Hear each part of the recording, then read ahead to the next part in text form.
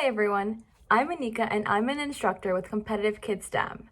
Today I'm going to be briefly walking you through the three main types of speeches so that you know what speech to use in what situation. Now the three main types of speeches are informative speeches, persuasive speeches, and special occasion speeches. Now let's talk about each speech individually. The first speech I'm going to be talking about today are informative speeches. Now the purpose of an informative speech is to educate an audience regarding a certain topic. Mostly, these types of speeches are used by people like teachers, it can be used in seminars, by newsreaders, or even by scientific writing. Now, these topics can cover a variety of different things, such as objects, like people, places, things. They can talk about an event, such as a holiday like Christmas or Canada Day. You can talk about a concept even, like hypotheses, philosophies, or processes. Now, most informative speeches are very visual in their nature and use visual aids, such as models, charts, presentations, graphs, or anything else that you think can be best used to illustrate your point better. Now, two other speeches you might have heard of before and are very similar to informative speeches are comparative and demonstrative speeches because they are also informing their audience. However, both of those speeches are a little bit more nuanced and a little bit more specific. Now, let's quickly walk you through an example of what an informative speech should look like. Let's take a random topic, such as COVID-19 vaccines, and let's talk about the important things. The first thing is that you must not include any preferences or biases, such as I believe or I think, but rather use evidence and research to support your statements. Next, you have to give the audience a holistic view on what your topic is. You could do this by even using the 5 W's: who, what, where, when, why, and how. And in this case, it would be something like, who are the vaccines going to? What are the vaccines? Why are the vaccines important? When are we getting the vaccines? Where are they coming from? And how are we getting the vaccines? This way you make sure that your audience knows everything about the vaccine and that you're not saying anything that could sway them to either side. Now, the second speech I'm going to be talking about today are persuasive speeches. Now, the purpose of this type of speech is to challenge an audience's belief and convince them to the speaker, or in this case, your point of view. These are usually the most difficult to deliver because they deal with really challenging topics that usually the audience will hold really strongly.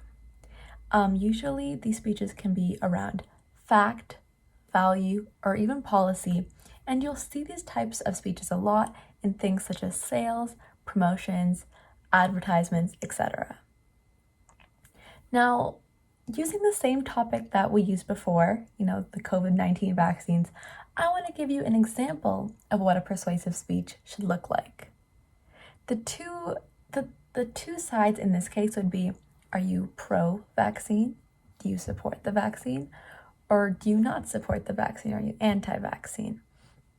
So if you were pro-vaccine, first of all, you talk about what is the vaccine. You would give a very brief overview on what it is, and this applies to the other side as well. And then you would go into why is it beneficial.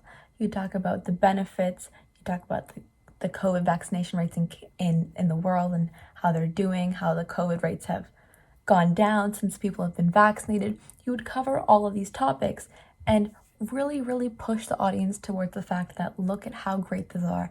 And you would support this using good evidence and good research and a really clear speaking style. On the other side, if you're saying, the vaccine isn't good, you shouldn't be getting it, you could talk about things such as side effects, things such as people getting corona, even after getting the vaccine. You could still formulate a really good argument and speak this clearly. And once again, you have to have good research and good evidence. The last type of speech, but not least, I'm going to be talking about today are special occasion speeches. Now, in this case, this type of speech must really fit the occasion and reflect a similar mood in the audience. Now, it's really, really important and crucial to make sure that when you use this type of speech, that your intended marks are accurate. And I'm going to talk about this a little bit more later on. Now, You can find these speeches in a variety of places, but some common occasions that you might have heard them are things such as a graduation or a commencement, an award ceremony, or even a wedding. Another type of speech that you might have heard that kind of fits into this category as well are entertainment speeches. And this is because they have such a strong sense of humor that they make the audience laugh or they make them identify with anecdotal information. Now, let's get into the example I was talking about earlier. For the past 2 speeches, I've used the example of COVID-19 vaccines, but in this case, I can't do that because it's not a memorable occasion. So for this example, let's use something really universal, such as a graduation. Now, in a graduation speech, it's really important to, as I said, hit your intended marks. In this case, that could mean something like making sure that you're talking about your own year, your own cohort. You're not talking about something that happened 50 years ago or only about yourself. You're talking about how you guys as a class together made it through the past however many years and are finally at this day, it's finally this really memorable occasion to celebrate your success. Another thing is you have to reflect the mood that the audience is feeling. In a graduation ceremony, you might be feeling happy that it's over. You might even be feeling a little bittersweet, sad that it's over at the same time, but optimistic for the future.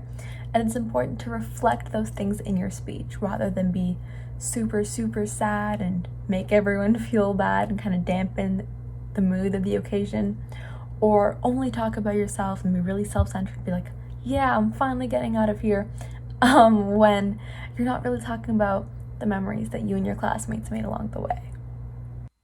As you can tell, these 3 types of speeches are very different and can be used in a variety of different ways.